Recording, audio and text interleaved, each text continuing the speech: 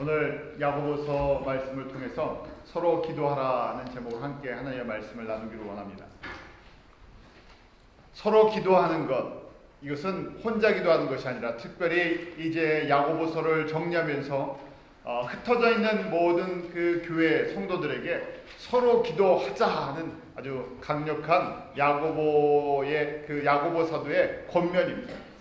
기도 해야 할까 하는 옵션이 아니라 기도는 우리에게 다 필요하죠. 특별히 서로 기도하라는 이 말씀 속에는 중보 기도하라는 것입니다. 서로를 위해서, 교회를 위해서 서로 중보하게 되어 있는데요. 이것이 또한 하나님의 뜻이고요. 또 하나님의 성품이며 하나님께서 일하시는 그 하나님의 원칙이라는 것입니다. 이 중보 기도를 인터세서리 프레이어라고 얘기를 하는데, 오늘 말씀 속에 보면 이러므로 너희들을 서로 구하며 병낫기를 위하여 서로 기도하라, 서로 기도하라, 서로 기도하라 하고 되어 있습니다. 가난한 자나 부한 성도들이나 고난 가운데 있는 사람이나 형통한 사람이나 서로를 위해서 성도들끼리 기도하는 것이 하나님의 나라를 세워나가는 비결이고 원칙이라는 것이죠. 그러면 먼저 저희가 이 중보의 뜻을 한번 생각해 봐야 될 것 같아요. 중보란 무엇인가 하는 것인데요. 중간에 서 있다는 것입니다. 양쪽 중간에 서 있다는 것입니다. 또 중보라는 것은요, 두 사이를 서로 화합시킨다는 것입니다. 중재한다는 것입니다. 또 중보라는 것은요, 내 입장에 서 있는 것이 아니라 상대방의 입장에서 해주는 것입니다. 이것이 하나님께서 성도들 가운데, 저희들 가운데 일하시는 하나님의 원칙입니다. 그러기에 중보 기도한다는 것은 이제 내가 상대방의 마음이 돼서, 상대방의 입장이 돼서 그 사람의 아픔을 갖고 그 사람의 간구를 가지고 기도를 하는 것입니다. 이것이 하나님의 나라를 세워나가는 아주 중요한 원칙입니다. 자, 저희가 구체적으로 한번 볼까요? 예수님이 누구신가 하면 우리의 중보자십니다. 예수님이 일하시는 것이 바로 중재자의 역할을 하세요. 우리를 위해서 변호해주시고요, 우리의 입장에 서서 우리를 대변해주고 계십니다. 왜냐하면 디모데전서 2장 5절이 이렇게 저희들 가운데 증거해 주는데요. 하나님은 한 분이시요 또 하나님과 사람 사이의 중보도 한 분이시니 사람이신 그리스도 예수라. 중보가 하나님과 사람 사이에 중보자는 딱 한 분, 예수님이시라는 겁니다. 다시 이야기하면요, 우리가 직접 하나님께로 갈 수가 없습니다. 우리가 하나님을 인식할 수가 없고요, 하나님을 만날 수도 없고 잡을 수도 없습니다. 그러기에 우리가 하나님을 인식하고 하나님을 알고 하나님 앞에 나아가는 그 유일한 통로며 우리가 하나님 앞에 선다는 것은 누구를 통해서요? 예수님. 그래서 영어로 보면 미디에이러라고 되어 있는데요, 중재자. 이 중간에 서서요, 우리를 인도하시는 분이라는 것입니다. 구원도 예수 그리스도를 통해서. 그러기에 저희가 기도할 때 하나님 아버지께 기도하지만 누구의 이름으로 기도합니까? 예수의 이름으로. 예수의 이름, 그 예수의 이름으로 우리가 하나님 앞에 나아가고요, 또 하나님 앞에 기도하고요, 또 하나님의 하나님 되심을 깨닫고요, 또 우리가 죄인 되었을 때, 우리가 죄인인데 하나님의 거룩한 하나님 앞에 이름을 부를 수도, 또 하나님 앞에 나아갈 수도 없는데 바로 예수님께서 나를 십자가에서 피 흘려 주셔서 용서해 주시고 죄 씻어 주셔서 제가 그 예수의 보혈을, 예수의 이름을 힘입고 하나님의 앞에 나아가고 하나님의 구원을 누리는 것입니다. 그럴 때 예수님이 어떤 역할을 하셨냐? 바로 우리와 하나님 사이에 중재자 역할, 중보 역할을 해주셨다는 거예요. 자, 또 성령님이 우리의 중보자세요. 로마서 8장 26절 말씀 같이 한번 읽어볼까요? 시작. 이와 같이 성령도 우리 연약함을 도우시나니 우리가 마땅히 빌 바를 알지 못하나 오직 성령이 말할 수 없는 탄식으로 우리를 위하여 친히 간구하십니다. 우리의 속을 누가 제일 잘 아신다는 것입니까? 하나님의 영이신 성령께서 우리 가운데 거하실 때 우리의 속을 정확하게 아세요. 그런데 우리가 기도할 때 우리의 힘으로 기도하는 것이 아니라 우리의 모든 것들을 다 아시는 성령님께서 우리를 위해서 친히 간구해 주신다는 것, 친히 기도해 주세요. 성령님은 예수님을 통해서 우리에게 주신 구원과 하나님의 자녀의 권세를 가능케 해주시는, 그래서 성령님을 우리가 enabler, 가능케 하시는 분이시다, 그 이야기를 합니다.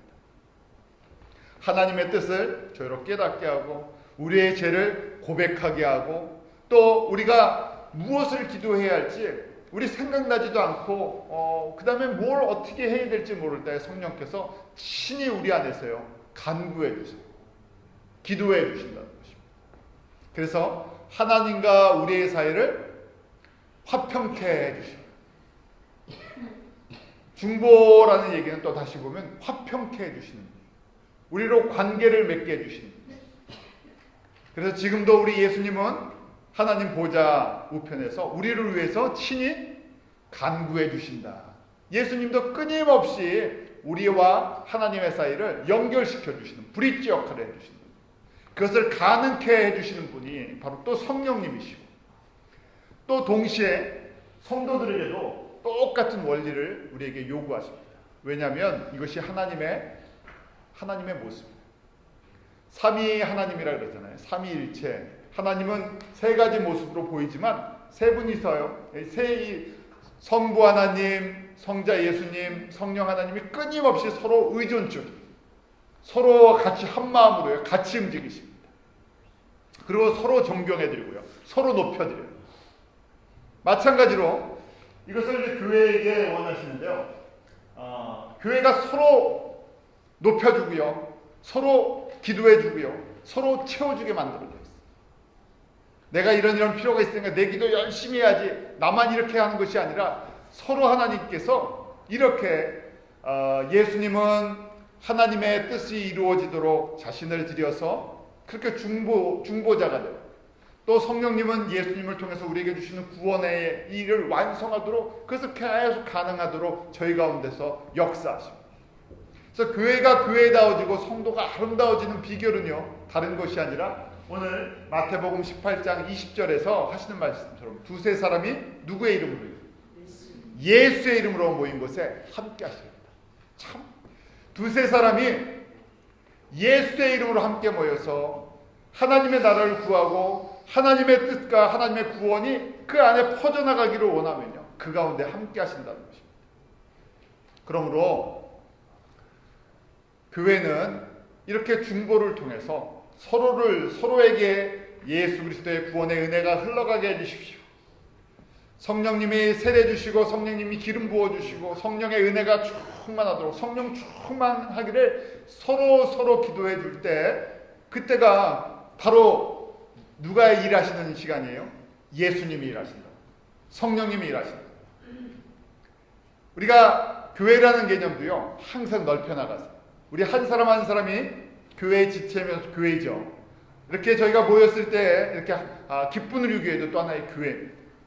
조금 더 넘어가면요 교단도 있고요, 조금 더 퍼져가면요 한국교회가 있고요, 조금 더 퍼져나가면요 세계 곳곳에 흩어져 있는 하나님의 교회들이 있어요. 그래서 저희가 두세 사람이 모인 곳에 하나님의 그 주의 이름으로 모인 곳에 하나님이 함께 하신다 할 때, 우리가 이렇게 모일 때도 이렇게 기도할 때도 성도들을 위해 기도해 주잖아요. 그러면서 우리 기도 범위를 넓혀 나간다. 왜냐하면 그렇게 하나님께서 기도하기를 원하세요. 그것이 하나님의 뜻이고요, 하나님께서 하나님의 나라를 세워나가는 방법입니다. 지혜로운 사람, 믿음의 사람은 무엇인가, 이 원리를 깨닫고요 이렇게 기도하는 사람입니다.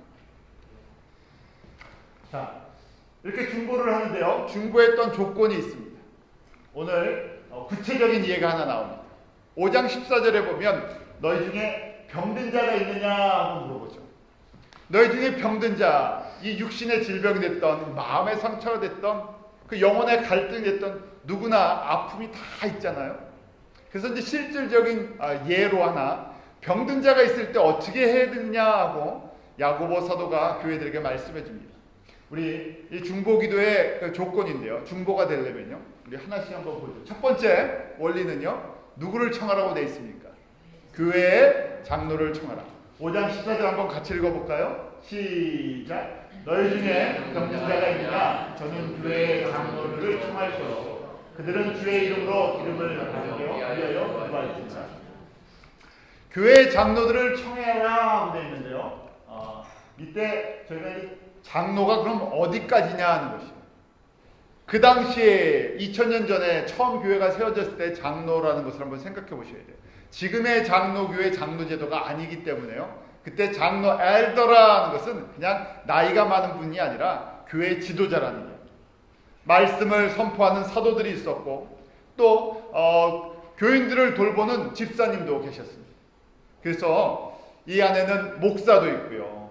또 선교사도 있고 전도자도 있고 또 교회를 돌보는 장로도 있고 또 안수 집사님도 있고 교회에서 리더십을 갖고 지도자 영향을 갖고 있는 저분은 우리의 믿음의 리더들입니다 하는 분들입니다. 자, 그분들을 청하라고 되어 있습니다. 왜냐하면 믿음의 사람들이기 때문에 전제 조건이 믿음의 사람이라는 것이에요. 그냥 직분만 있다는 것이 아니라 저분은 믿음의 사람이라는 전제, 믿음의 사람들에게 도움을 요청하라는 것이에요. 그 다음에요. 두 번째 뭐라고 되어 있습니까? 주의 이름으로 기름을 바르라 되어 있어요. 이 anointed oil이라고 되어 있는데 실질적으로 이 구약에서부터 병든 자를 위해서 이 올리브 기름을 갖다가 발라주는 모습이 있었어요. 또 바르고 기도하는 모습이 있습니다.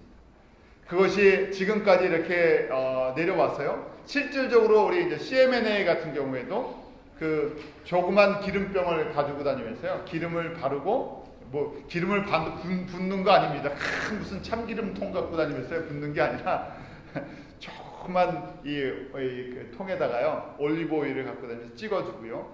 그 다음에 기름이 고치는 것이 아니라 성령님이 기름같이 임하셔갖고 치료하십시오. 바로 예수의 이름으로 기도하는데 그 치료의 영으로 성령님 임하여 주십시오 하고 기도하는 것입니다. 그래서 실질적으로 저희 이제 CMNA 안에서도요. 그것이 이제 하나의 전통이 돼갖고 기름을 갖고 다니면서 기도하시는 분들이 있었어요. 지금은 이제 원래 전통은 그런데 그것을 꼭 강요하지는 않습니다. 왜냐하면 기름 자체가 고치는 능력이 있는 것이 아니라 그 안에 성령께서 임하신다는 증거이기 때문에. 자, 주의 이름으로 기름을 바르라 하는 것은 이 안에 다 들어가 있어요. 누가 고치신다고요? 예수께서. 무엇을 또 누가 고치신다고요? 성령께서. 예수의 이름으로 성령께서 그 가운데 고치신다는 거예요. 자, 세 번째 어떻게 기도하라고요? 믿음으로 기도하라. 여기에 믿음의 원리가 꼭 들어갑니다. 자, 장로를 청하라. 그 다음에 주의 이름으로 기름을 바르라 하는데 그 안에 믿음의 원리가 그 안에 다 들어가 있어요. 한번 볼까요? 어떤 믿음의 원리가 들어가 있냐면요. 15절입니다. 믿음의 기도는 병든 자를 구원하리니 라고 되어 있어요. 믿음의 기도라고 되어 있어요. 이 말씀이 무슨 뜻인가 하면요. 꼭 믿음이 장로를 청하라 하는데 그냥 직분상의 장로가 아니라 믿음의 사람을 청해야 된다는 것이고 또 구하는 사람, 병든 자가 또 믿음이 있어야 돼요. 물론 일하시는 분은 누구십니까? 주님이 일하세요. 예수님이 일하십니다. 성령님이 우리 안에서 역사하시는 것인데 그 안에 믿음인데 어떤 믿음인가 이제 구체적으로 보는 거예요. 첫 번째 환자 입장에서는 내가 이 장로님, 이 집사님, 이 목사님, 이 전도사님 하여간에 교회에 이 믿음의 사람을 초청해서 나에게 간청해야 돼요. 슛이라는 말이 있는데 must 내가 꼭 먼저 구해야 돼요. 그런데 어떤 믿음을 어떤 마음이 있어야 되냐면 이분이 와서 기도해 주면 내가 낫는다는 믿음이 있어요. 이분이 능력이 있어서가 아니라 이분과 함께하는 예수님을 내가 신뢰하게 돼요. 저분이 하는 말과 삶과 행동과 모든 것이 하나님의 사람이라는 확신이 있어서 저분이 와서 나를 기도해 주면 누가요? 예수님이 고치신다는 확신이 있어요. 그러니까 내게 그런 믿음이 없는데 사람을 아무리 불러봐야 무슨 소용이 있겠습니까? 그렇죠? 자, 두 번째는요. 또 중보해주는 그 지도자가요. 그 중보해주러 간 그 기도해주는 분이요. 어떤 믿음이 있어요? 저분은 내가 기도하면 하나님께서 낫게 하신다는 믿음이 있어요. 우리 손바닥도 마주쳐야 소리가 나죠. 하나님께서 일하시는 방법. 예수님께서 우리 가운데 중보자로 일하시잖아요. 성령님께서 우리 가운데 중보의 영으로 일하시잖아요. 이런 원리로요. 성도가 서로 이렇게 하도록 믿음으로써 서로 기도해주고 서로 세워주고 일하도록 하나님께서 이렇게 만들었어요. 물론 사람 없이도 하나님이 일하실 수 있습니다. 왜냐하면 진짜 누가 하시는 거예요? 예수님이 하시는 거예요. 사람이 무슨 능력이 있습니까? 사실은 사람은 그냥 통로만 될 뿐이에요. 통로만 될 뿐인데 진짜 일하시는 분은 성령님이시고 우리 주님이시죠. 그런데 그런 믿음의 사람을 통해서 일하시기를 원하신다는 것입니다. 그러기에 의인의 기도는 역사하는 힘이 크다고 되어 있잖아요. 그 의인이 누구냐 하면요. 이런 믿음을 갖고 있는 사람. 오늘 본문 말씀 보면 이런 믿음을 갖고 있는 사람. 하나님께서 이분을 고치신다. 또 역사하면 이분의 죄를 성령님께서 깨닫게 해주셔서 회개케 하신다. 이분을 통해서 하나님이 일하신다는 확신을 갖는 것이에요. 그래서 그런 사람을 의인이라고 하고 우리 야고보서 전체를 보면서 한번 의인은 누군가 로마서에 보면 의인은 없나니 하나도 없어요. 사람의 기준으로 보면요 다 거기에요. 도토리 키재기죠. 하나님께서 예수 그리스도의 그 은혜로 덮어주실 때 내가 믿음으로 말미암아 의로워지는 예수님으로 말미암아 내가 하나님의 자녀가 됐고요. 예수님으로 말미암아 나의 죄가 덮임을 받았다는 그 믿음을 갖고 있는 사람. 그 동일한 예수님께서 우리의 죄만 용서해 주신 것이 아니라 우리의 질병도 고쳐주신다. 마음의 질병, 육신의 질병, 영혼의 질병까지 치료하시는 분은 오직 예수 그리스도다는 그 믿음을 갖고 있는 사람. 이 사람이 의인이라는 것이죠. 자, 의인은요 그 마음이 예수님과 하나가 된 사람이에요. 다른 생각이 아니라 하나님의 뜻을 알고 하나님께 내 마음을 드린 사람. 제가 가끔 그런 말씀드리죠. 안지나 서나 마음이 하나 되면요 안지나 서나 당신 생각, 안지나 서나 그분 생각. 정말 사랑하는 관계잖아요. 사랑하면 나의 유익을 구하지 않고 그분 잘 되기를 원합니다. 당신 잘 되기를. 그러니까 무엇을 하든지 초점이 어디에 있어요? 예수님이 잘 되시는 거예요. 예수님의 이름이 높아지는 거예요. 예수님의 뜻을 깨닫고 예수님의 뜻이 이루어지는 거예요. 그것을 우리가 마음이 하나님 앞에 그 마음을 보시면 예수님이 어떠시다고요? 기쁘시다는 거예요. 그런 마음을 찾고 계십니다. 그런 사람을 찾으세요. 그리고 그 사람을 뭐라고 말씀하시냐면 너는 내가 보기에 참 의인이다 하고 말씀하세요. 우리 구약에 대표적인 의인이 하나 있었죠. 우리 창세기에 탁 나오면요. 처음에 어떤 사람이 의인이었습니까? 노아가 당대의 의인이었어요. 노아가 완벽했습니까? 아니에요. 그런데 하나님의 뜻을 알고요. 하나님의 뜻 가운데 온전히 순종했어요. 사람들은 노아를 뭐라고 했겠습니까? 미친 사람이죠. 뭐에 미쳤어요? 하나님에 미친 사람이에요. 마음을 온전히 들였으니까 이제 세상 사람들과 달라요. 또 어떤 사람인가? 오늘 이 야고보서를 보면 하늘의 지혜를 갖고 있는 사람. 하늘의 지혜를 갖는다는 것은 뭐냐면 하나님의 눈으로 하나님의 말씀의 지식으로 세상을 볼 줄 압니다. 세상의 지혜, 세상의 지식을 갖고 있으면 이 땅에서 잘 사는 비결을 압니다. 하늘의 지혜를 갖고 있으면요 하나님 나라에서 잘 되는 비결이에요. 하나님이 누구를 존귀케 하시는지를 알죠. 또 어떤 사람이 의인이겠습니까? 마음에 쓴뿌리를 뽑아내는 사람.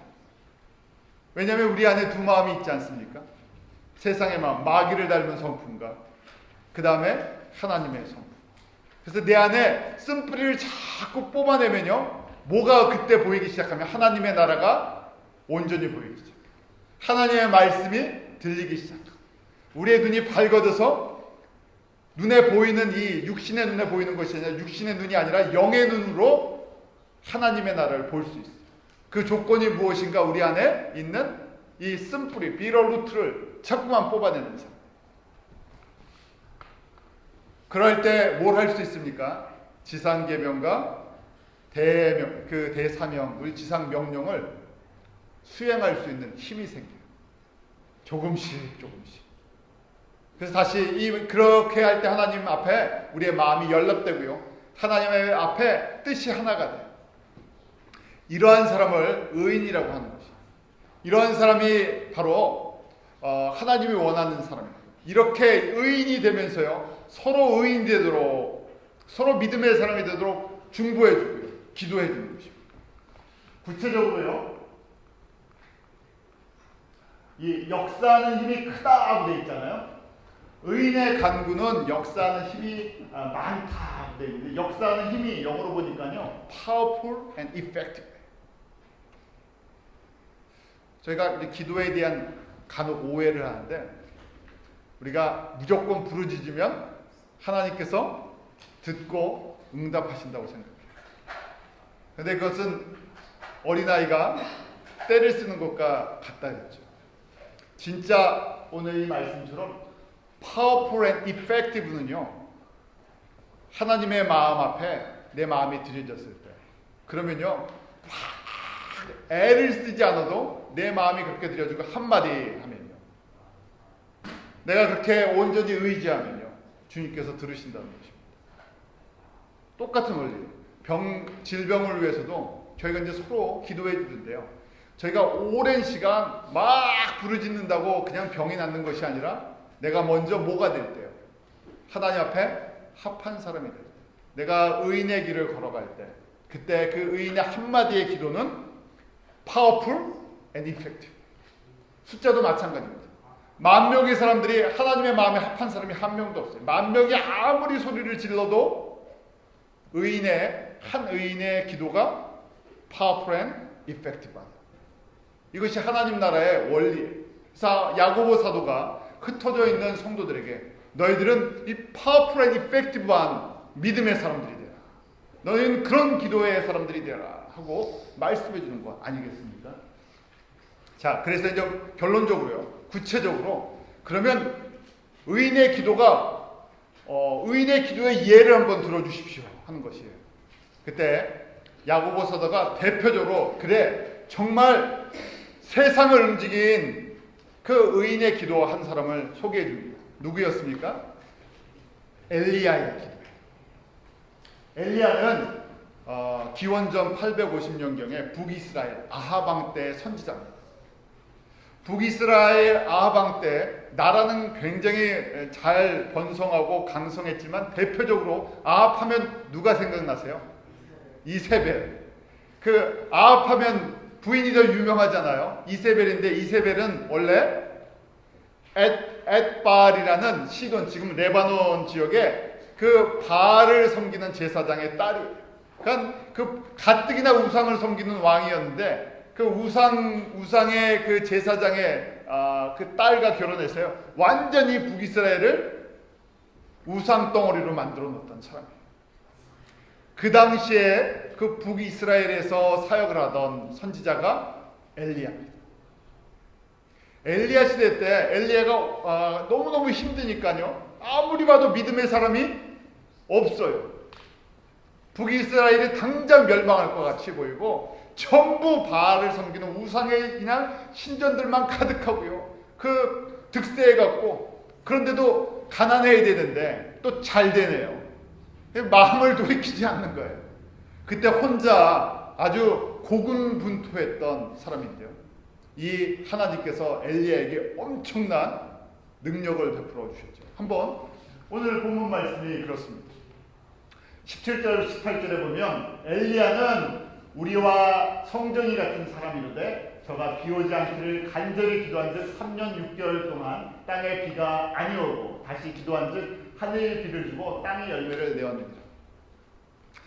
열왕기상 17장에 보면 이 엘리야가 하나님의 말씀을 듣습니다.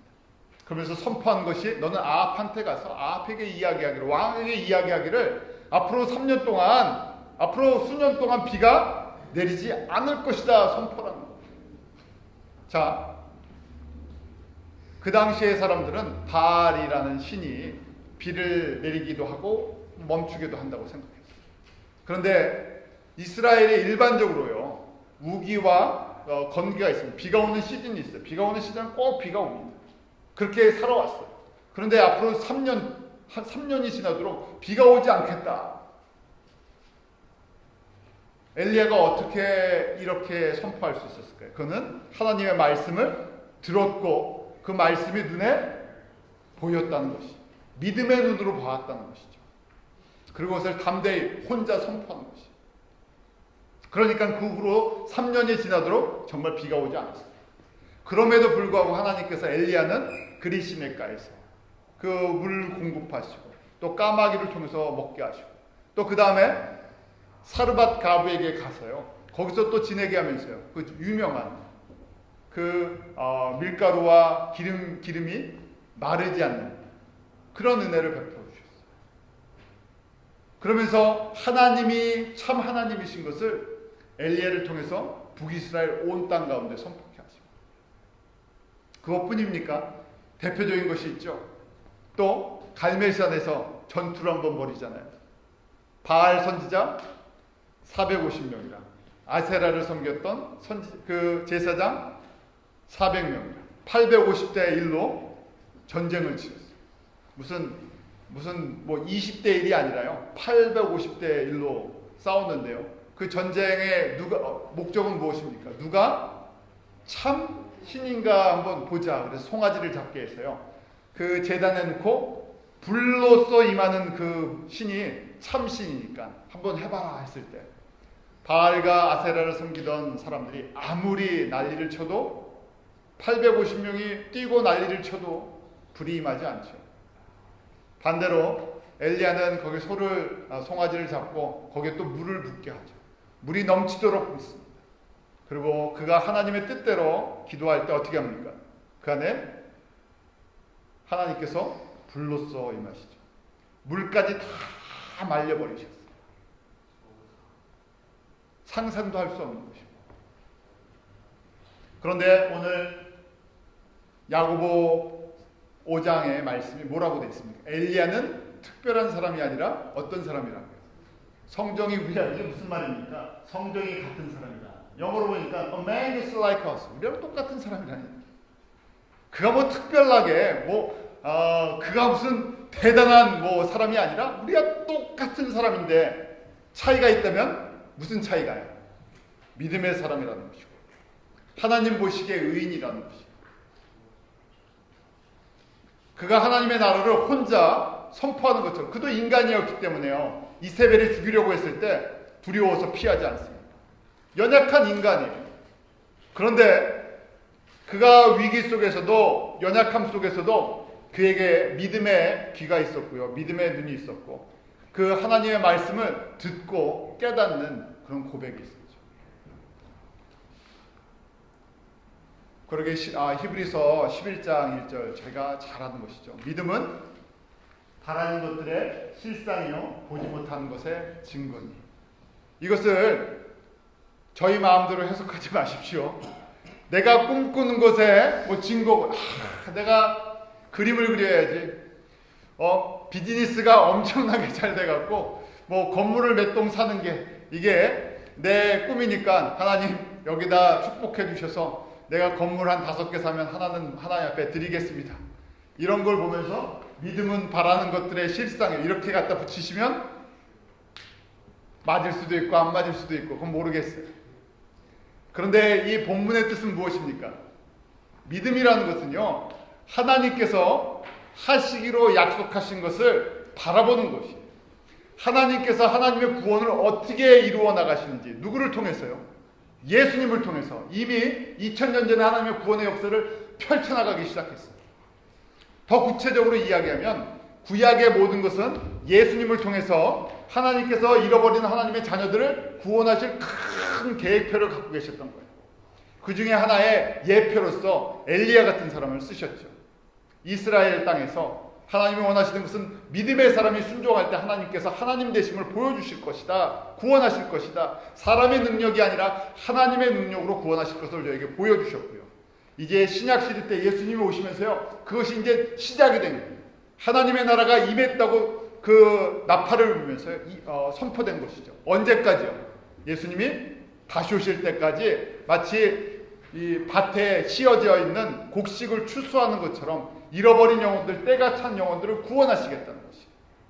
이 일을 이루어 나가는데 이것을 바라보면서요, 그 믿음이 있어야 된다는 것이죠. 아, 하나님께서 예수를 통해서 그렇게 구원의 역사를 이루어 나가시고 2000년 전 예루살렘에서 시작된 하나님의 구원의 역사가 흘러서 지금 우리 한국 땅을 지나서 이제 아시아에 또 동남아시아에 퍼져가는 것을 보는 것입니다. 아, 하나님 그 일을 이루시는군요. 이런 믿음이 있을 때 내가 거기에 내가 그 삶을, 내가 그런 고백을 드리고 한 부분을 감당할 때 하나님께서 증거로서 보여주신다는 것입니다. 자, 예수님의 제자들도요, 믿음의 사람이 처음부터 태어나면서부터 예수님을 만나면서 엄청난 믿음의 소유자가 되지 않습니다. 예수님께서 제자들을 부르시고요, 마태복음 10장에 보면 더러운 귀신을 쫓아내며 모든 병과 모든 약한 것을 고치는 권능을 주시고 파송하셨습니다. 처음엔 좀 됩니다. 귀신도 쫓아내기도 하고요, 병도 고치고요. 그래갖고 와서 막 자랑하죠. 그러다가 시간이 조금 지나가니까 또 안 되는 것도 생겨요. 마태복음 17장에 보니까 간질병을 갖고 있는 그 아이를 갖고 있는 아버지가 와갖고요, 제자들 아무도 못 고친다는 거예요. 아무리 제자들한테 가서 제자들이 기도를 해도 낫질 않는다는 거예요. 그때 예수님께서 마태복음 17장 19절 20절 제자들과 이렇게 말씀하죠. 제자들이 예수님께 묻습니다. 왜 우리는 이거 안 됩니까? 우리에게 그런 권능을 주셨는데 왜 우리는 이거 안 됩니까? 어떤 건 되기도 하고 어떤 건 안 되기도 하고. 그때 예수님께서 뭐라고 말씀하십니까? 20절에요. 믿음이 적은 가라사대 너희 믿음이 적은 영혼이라. 믿음이 없다고 말씀하지 않고요, 믿음이 적다는 거예요. 너의 믿음은 상황에 따라 바뀐다. 나에 대한 믿음이 아직 약화되는 거예요. 그런데 이런 제자들에게 놀라운 사건이 일어났죠. 무슨 사건입니까? 사도행전 1장에 보혜사 성령님이 이런 믿음이 적은 자들에게 성령으로 임하시니까 그 다음에 어떻게 됩니까? 믿음의 사람들로 변하기 시작합니다. 베드로에게 큰 능력이 나타납니다. 집사님에게도 큰 능력이 나타납니다. 그래서 그들을 통해서 예루살렘에서부터 온 유대야 사마리아와 이 복음이 놀랍게 퍼져나가는 것입니다. 하나님의 뜻이 구체적으로 막 이루어지기 시작합니다. 누구를 통해서요? 믿음의 사람들이 성령의 옷을 입었습니다. 성령의 충만함을 받았습니다. 하나님은 그런 사람을 찾고 계시고, 야고보 사도도 또 저희들에게 그런 모습을 요구하십니다. 그런 사람을 하나님께서 원하십니다. 그러면서요, 끝으로 거짓 선지자를 주의하라 하고 예수님께서 말씀하십니다. 이렇게 될 때요, 항상 참 선지자가 구약에 보면요, 참 선지자가 있었고 거짓 선지자가 있었어요. 엘리야 시대 때도요, 아합 왕 옆에 항상 선지자들이 있었는데 대부분은 거짓 선지자예요. 참 선지자는 찾아보기 힘들었습니다. 참 선지자는 믿음으로 하나님의 나라를 보고 주변의 상황에 따라 움직이는 것이 아니라 하나님의 뜻을 전달해 줍니다.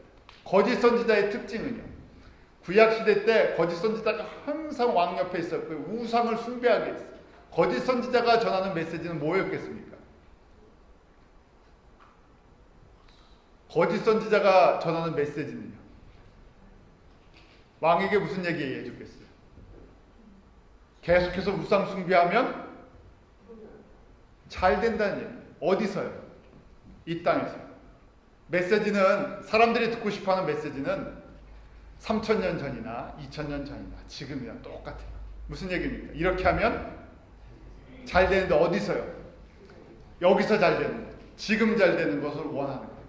그래서 사람들이 우상을 섬기고요. 참 하나님의 말씀을 듣기보다는 거짓 선지자의 그 달콤한 이야기를 듣고 싶어 한다.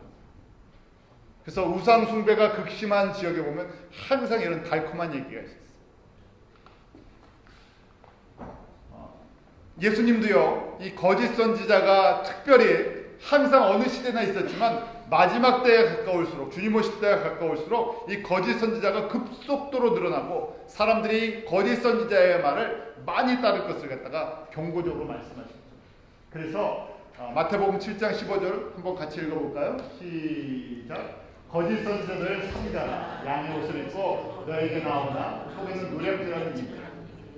겉은 똑같다는 얘기예요. 겉은 더 멋있습니다. 겉은 진짜 양 같아요. 그런데 속에 뭐가 있다고요?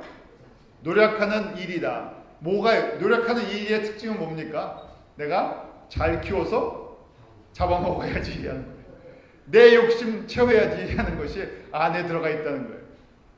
그러니까 거짓 선지 겉으로는 아닌 것처럼, 겉으로는 좋은 얘기 해주죠.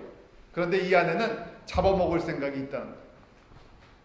자, 계속해서 7장 22절 23절에 예수님께서 또 경고하시는데요. 뭐라고 경고하시냐면 그날에 주님 오실 때에 가까우면 가까울수록 많은 사람이 주여 주여 우리가 주의 이름으로 선지자 노릇하며 주의 이름으로 귀신 쫓아내며 주의 이름으로 많은 권능을 행치 아니하였나이까 그런다는 것입니다. 주님 오실 때에 가까웠는데요. 거짓 선지자들이 능력이 없으면 사람들이 안 속을 텐데요. 능력이 있다는 거예요.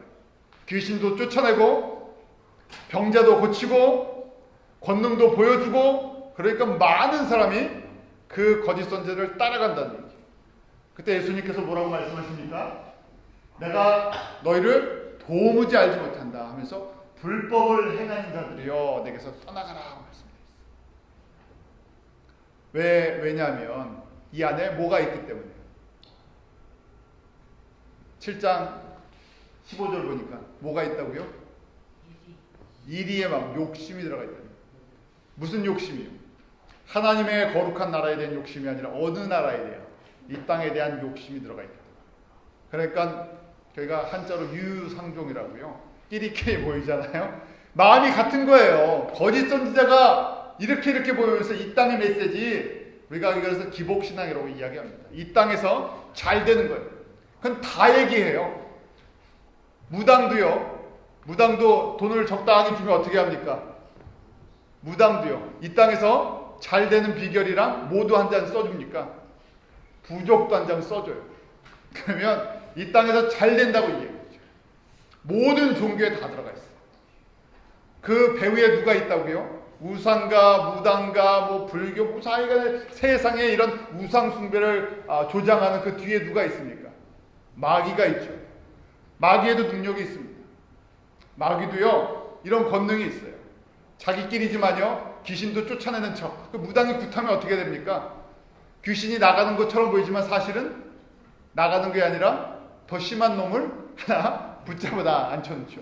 자기들끼리 쇼하는 거예요. 그러니 사람들이 안 보이니까. 귀신들이 왔다 갔다 하는 게 보이면 믿겠습니까? 무당이 구슬하는데 무당 옆에 귀신이 붙어갖고 더 큰 귀신이 작은 귀신 보고도 절로 가 그러는 걸 다 보이면요 누가 무당 쫓아가겠어요? 제가 어렸을 때 저희 옆집이 무당집이었어요. 그래서 무당 굿하는 거를 가끔 보게 됩니다. 별로 기분이 안 좋은데요. 어느 날 갑자기 이렇게 보는데 저희 옆집이 공터가 있고 거기에 학고방이라고 얘기해요. 무허가 집에 무당집이었는데 그 아주머니가 갑자기 번쩍번쩍 뛰기 시작하는 거예요. 어디서 뛰나 이렇게 보니까요 작두에서 뛰기 시작해요. 그런데 제 눈에 작두에서 뛰는 것만 보이지 귀신이 보이겠습니까? 안 보이죠. 그러니까 사람들이 그 사람을 쫓아다니는 거예요. 나중에 집도 사고 무당 하시는 분이 집도 사고 옮기더라고요. 또 저희 집안 친척이 한 분이 그렇게 무당을 좋아하셨던 분이 있어요. 아주 가까운 얘기할 필요는 없지만 지금 이제 안 계세요. 그러더니 무당을 계속 쫓아다니 어떻게 되셨겠습니까? 노년에 집안에 있는 집기랑 모든 거 다 갖다 주고 임대주택에서 그냥 불쌍하게 돌아가셨어요. 무슨 메시지가 들렸겠습니까? 이거 갖다 주면 더 잘 된다.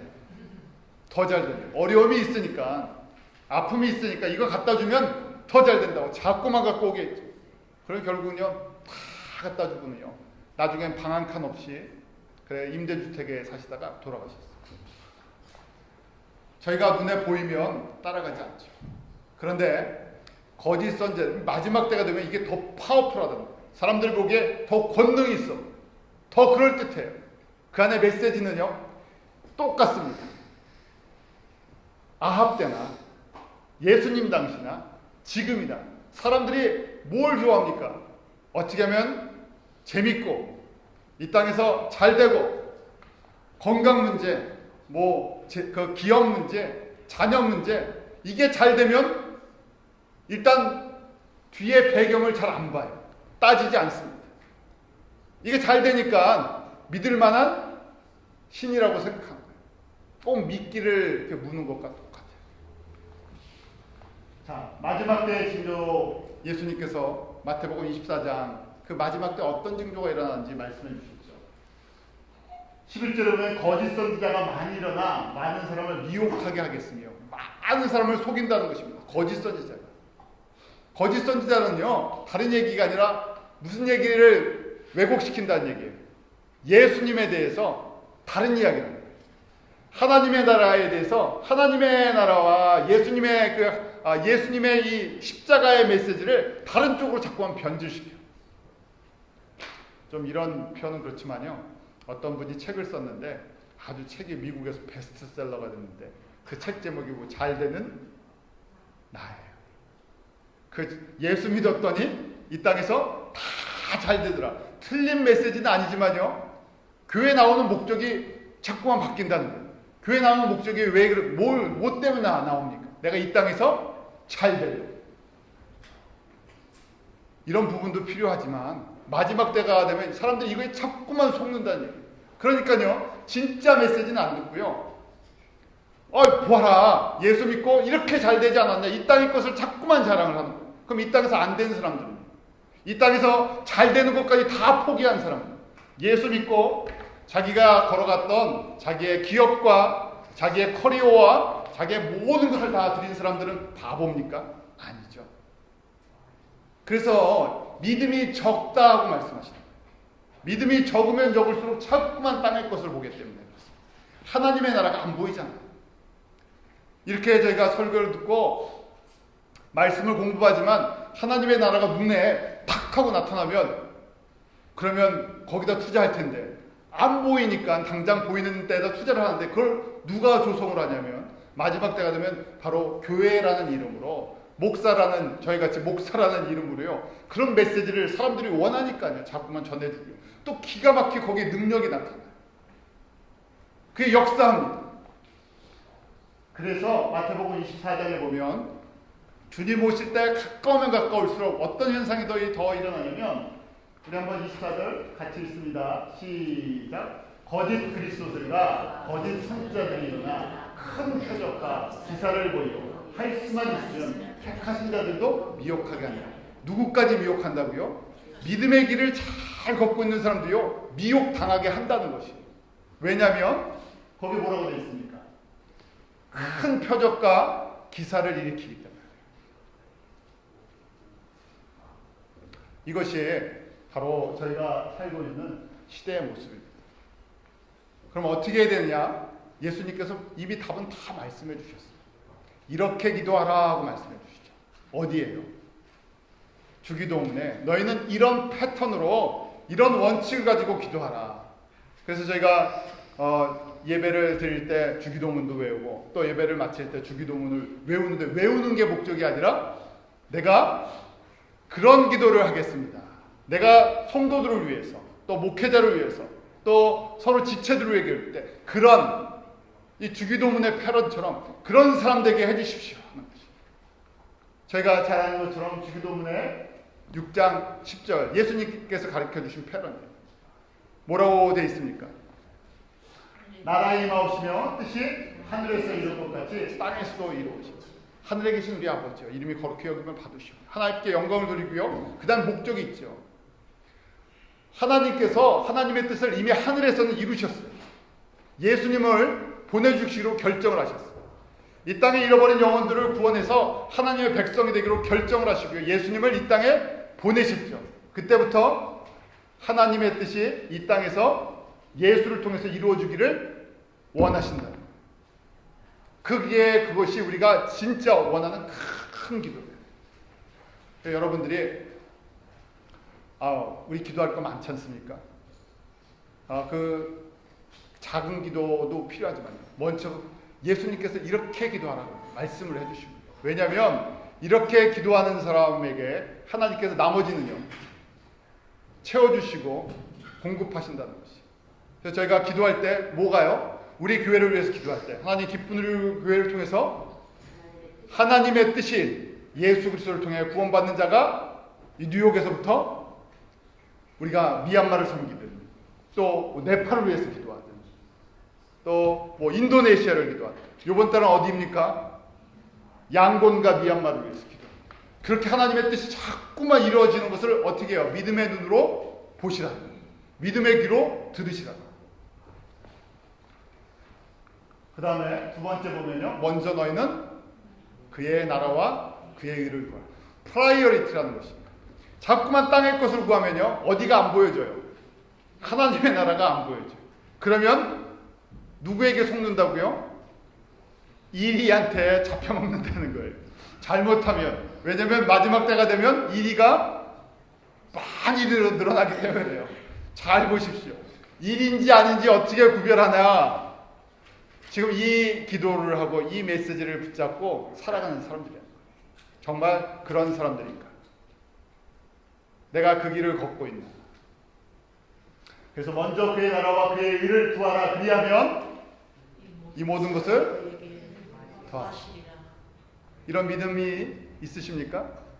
우리가 예수라고 부르는데 이런 믿음이 저희 가운데 있기를 원하십니다. 뒤에 거 하나님이 다 채워주시는 믿음이 있으니까 어떻게 할 수 있어요? 먼저 하나님의 나라, 하나님의 그 의, 하나님의 뜻이 나를 통해서 우리 사랑하는 성도들을 통해서 교회를 통해서 또 우리가 미얀마를 기도할 때 아니면 아시아를 위해 기도할 때 하나님 이게 지금 당장 내 주머니랑 아무 상관이 없는데 내 기업이랑 아무 상관이 없는데 내 자녀랑 아무 상관이 없는 것처럼 보이지만 이것이 더 큰 powerful and effective prayer라는 얘기죠. 그러면 나머지는 믿음이 없으니까 자꾸만 이 땅에 있는 것을 구하는 거 아니겠어요? 그런데 주님께서 뭐라고 말씀하십니까?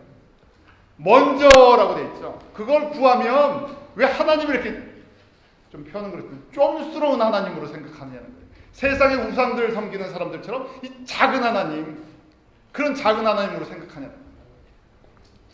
하나님이 이 땅의 것과 때문에 우리를 불러주신 것이 아니라 영원한 것을 주시는데 왜 자꾸만 땅의 것 갖고 이거 갖고 붙들고 있냐는 것이죠. 이거 붙들면요. 이거는 그냥 하나님이 알아서 책임져 주신다는 거죠. 저희도 저를 위해서 기도해 주실 때 바로 이러한 믿음의 사람이 우리 목사님이 이러한 사람 되게 해주십시오. 또 저희가 서로 기도할 때 하나님 이러한 믿음의 우리 장로님, 권사님, 집사님, 우리 성도님, 형제, 자매들 이렇게 되게 해주십시오. 그러면 나머지는 하나님이 책임져 주세요. 그래서 저희가 믿음의 사람들, 그래서 저희가 서로 초청하면서 기도할 때 하나님의 권능과 진정한 하나님의 권능과 하나님의 기적과 그리고 구원받는 자, powerful and effective한 그런 사역자들, 기도의 사람들 되기를 축원합니다. 기도하겠습니다. 하나님 아버지, 정말 저희들 나약하고 연약한 존재들입니다. 또 우리 안에도 탐심이 있고 세상 사람들이 갖고 있는 그 동일한 마음들을 갖고 있습니다. 그럼에도 저희를 하나님의 자녀 삼아 주시고 믿음의 길을 걷게 하여 주심을 감사합니다. 우리 가운데 있는 그런 쓴뿌리들, 세상의 탐욕들, 마귀적인 것들 성령님 깨닫게 하시고 자백하게 하시고 서로를 위해 기도할 때 이 모든 것이 뽑아지고 태워지게 하십니다. 작은 하나님이 아니라 전능하신 그 크신 하나님의 구원을 날마다 체험케 하여 주시옵소서. 아버지 하나님, 세상의 메시지에 그 기복적인 것에 속지 않게 하여 주시고 그것을 뛰어넘는 믿음의 사람들 되도록 하나님께서 축복해 주시옵소서. 예수님의 이름으로 드리옵나이다.